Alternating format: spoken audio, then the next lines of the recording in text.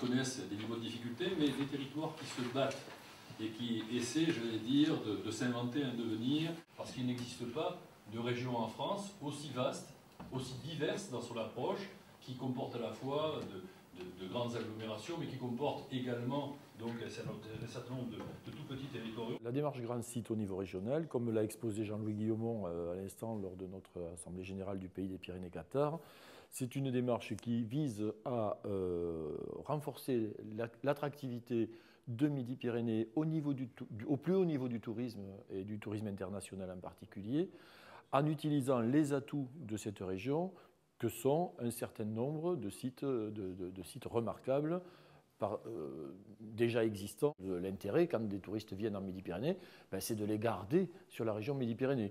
Donc de faire en sorte qu'un touriste qui va venir à Montségur ait toutes les informations nécessaires pour aller demain ou après-demain ou dans une semaine à Rocamadour. L'enjeu économique est considérable. C'est évident que l'économie touristique vient tout juste derrière l'économie, l'agroalimentaire et l'aéronautique. La bonne échelle pour traiter la question du développement touristique sur ce territoire, c'est l'échelle du pays. La notoriété, elle se construira autour de cette idée Pyrénées-Qatar. Autour de ces deux éléments majeurs, Montségur et Mirepoix, nous devons construire un réseau d'offres touristiques à la mesure de ce que sont les grands sites, et on retombe sur la question régionale, à la mesure de ce que sont les grands sites, c'est-à-dire capables d'accueillir une clientèle touristique venant du monde entier, d'une certaine manière.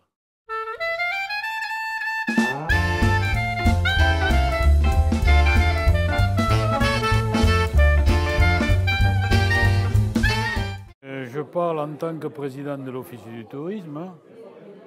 À ce titre-là, très intéressé par le label Grand Site. Cette reconnaissance de notre patrimoine nous donne des droits, mais nous donne, je pense, davantage de devoirs. Nous avons énormément de chemin à parcourir pour arriver à un label de qualité et à une démarche de qualité touristique telle que le phénomène touristique l'exige en 2012. On avait pris une délibération déjà au conseil municipal en 2011 pour entrer dans ce cadre des grands sites de façon à faire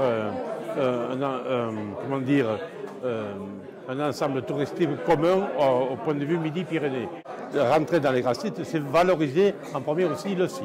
Ce que souhaite la mairie, c'est de faire un accueil au pied du château, de mettre des WC, le syndicat d'initiative et un accueil, un abri, disons, avec toutes les explications voulues pour les gens qui sont handicapés. Notre intention est de créer un centre d'interprétation Qatar au sein du village. Alors là, il y avait un petit différend entre, disons, les concepteurs.